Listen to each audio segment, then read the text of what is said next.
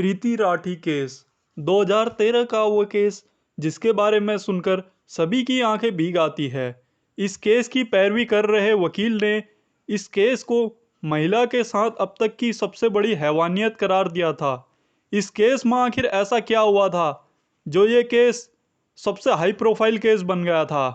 सब कुछ जानेंगे इस वीडियो में, तो वीडियो के आखिर तक जरूर बने रहिएगा। सबसे पहले यदि आप हमारे चैनल पे नए आए हैं तो चैनल को सब्सक्राइब और वीडियो को लाइक करें। तो चलिए आज की कहानी की शुरुआत करते हैं।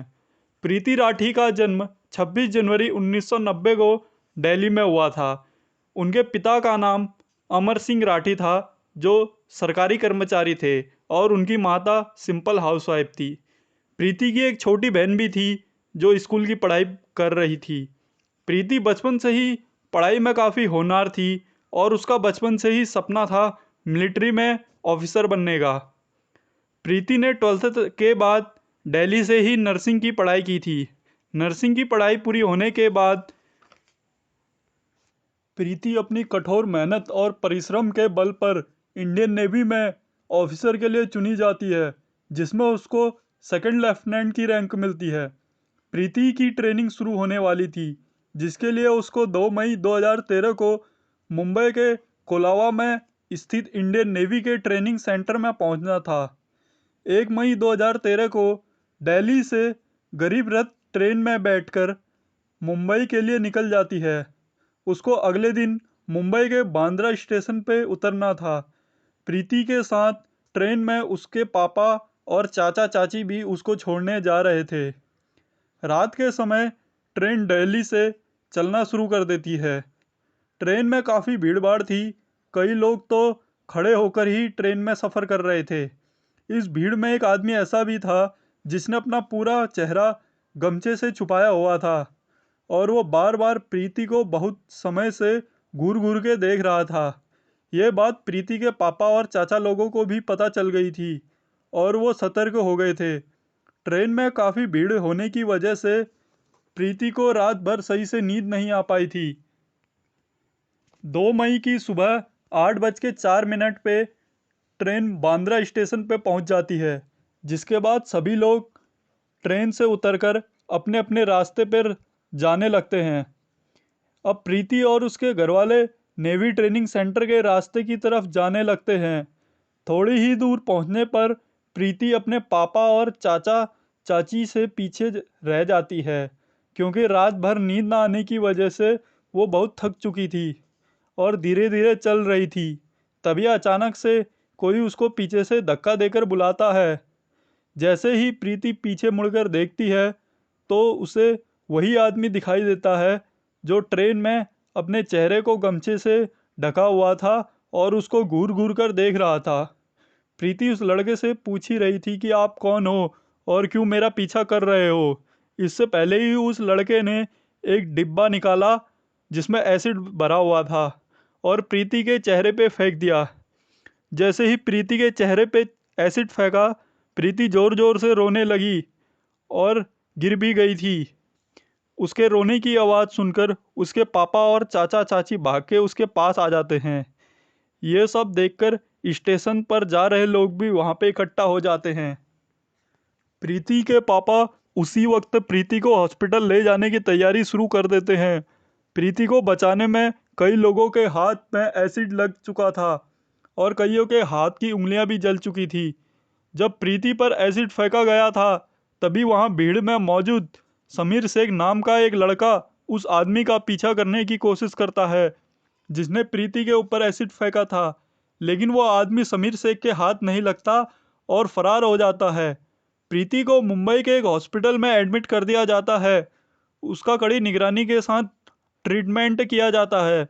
पुलिस प्रीति के बयान दर्ज करने हॉस्पिटल भी जाती है, लेकिन उसकी हालत काफ़ी नाजुक बनी हुई थी। उसका चेहरा पूरा जल चुका था, वो बोल तक नहीं पा रही थी। थोड़ी ही देर बाद ये खबर न्यूज़ चैनल्स के जरिए देश दुनिया में फैल जाती है, जिसे सुनकर पूरे देशवासियों को काफ़ी पीड़ा होती है। लोग सड़कों पर उतर आते हैं और जल्द से जल्द अपराधियों को पकड़ने की मांग करने लगते हैं। पुलिस पर भी काफ़ी दबाव बन रहा था।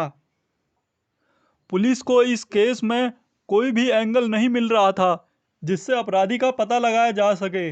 बाद में पुलिस ने समीर शेख की मदद से उस लड़के का स्केच तैयार किया था, लेकिन इस स्केच से भी कोई सफलता नहीं मिल रही थी। फिर अचानक 5 मई की सुबह प्रीति की बहन तन्नू राठी को पवन कुमार नाम के एक शख्स का फ़ोन आता है और वो प्रीति के बारे में पूछता है कि अब वो कैसी है। पवन कुमार अपने बारे में बताता है कि वो अभी इंजीनियरिंग की पढ़ाई कर रहा है और उसकी प्रीति से पहले से जान पहचान है। प्रीति की बहन तन्नू राठी इस बात की सूचना पुलिस को देती है कि कोई पवन कुमार नाम का लड़का प्रीति के बारे में पूछ रहा है और वो ये भी बता रहा है प्रीति को वो पहले से जानता है। पुलिस अब प्रीति से पूछताछ करती है कि आखिर किसने तुम्हारे चेहरे पे उस दिन एसिड फेंका होगा। प्रीति बोल तो नहीं पा रही थी। फिर वो कागज और पेन मांगती है जिसमें वो 3 लोगों के नाम लिखती है, अंकुर, सत्यम और पवन, और प्रीति उसमें लिखती है कि इन तीनों में से ही कोई हो सकता है। अब सभी को यही लग रहा था एसिड पवन कुमार ने ही फेंका होगा और वो जानना चाहता होगा प्रीति की मौत हो चुकी है या वो अभी भी जिंदा है। पुलिस पवन कुमार को ढूंढना शुरू कर देती है, लेकिन पवन कुमार फरार चल रहा था। फिर काफ़ी खोजबीन के बाद 9 मई 2013 को पवन कुमार को अरेस्ट कर लिया जाता है। पवन कुमार तो पुलिस के हाथ लग चुका था, लेकिन प्रीति की हालत दिन प्रतिदिन नाजुक होती जा रही थी, जिसके बाद प्रीति के इलाज की जिम्मेदारी मुंबई की सरकार ने ली और उसको बॉम्बे हॉस्पिटल भेज दिया। यहाँ भी प्रीति की हालत नाजुक होती जा रही थी।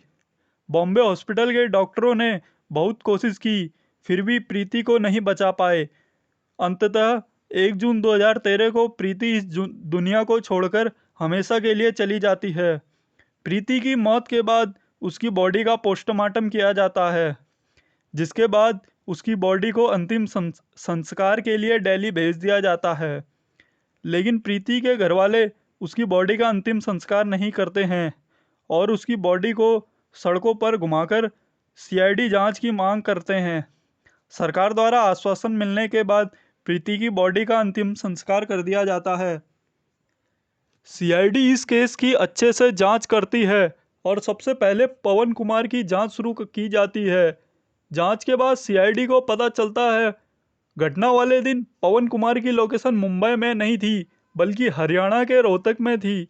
पवन कुमार के खिलाफ कोई भी सबूत न मिलने के कारण सीआईडी दोबारा अपने स्तर से जांच शुरू करती है और सबसे पहले प्रीति के दोस्तों और रिश्तेदारों से पूछताछ करती है।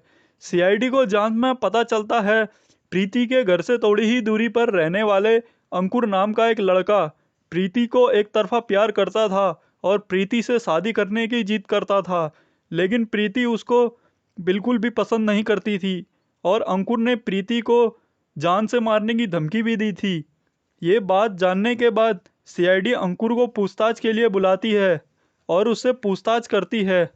पूछताछ में अंकुर हर बार अलग अलग बयान बदल रहा था। सीआईडी का एक ऑफिसर नोटिस करता है अंकुर के हाथ पर तेजाब से जलने के निशान हैं, जिससे सीआईडी का शक और बढ़ जाता है।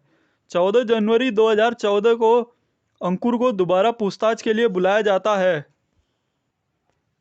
इस दिन अंकुर अपना गुनाह कबूल कर लेता है। अंकुर बताता है कि प्रीति को वो बहुत पसंद करता था और प्रीति उससे बात तक नहीं करना चाहती थी। इस वजह से वो प्रीति की ज़िंदगी बर्बाद करना चाहता था। जब अंकुर को ये बात पता चली प्रीति का इंडियन नेवी में बतौर सेकंड लेफ्टिनेंट सिलेक्शन हो चुका है और वो 1 मई को मुंबई ट्रेन में जाने वाली है, तब अंकुर भी उसी ट्रेन में जाता है और प्रीति के ऊपर एसिड फेंकने का प्लान बनाता है। अंकुर ट्रेन में ही एसिड फेंकना चाहता था, लेकिन ट्रेन में बहुत भीड़भाड़ थी और वो एसिड फेंकने के बाद वहाँ से भाग नहीं पाता, जिस वजह से उसने प्रीति का ट्रेन से उतरने का इंतज़ार किया और सुबह होते ही जब प्रीति ट्रेन से उतरी उसने प्रीति के चेहरे पर एसिड फेंक दिया। ये सब सुनने के बाद अंकुर का आइडेंटिफिकेशन कंफर्म करने के लिए सीआईडी आइडेंटिफिकेशन परेड कराती है, जिसके लिए एक साथ कई लोगों को खड़ा किया जाता है और उन लोगों को भी बुलाया जाता है जो घटना के वक्त वहां मौजूद थे।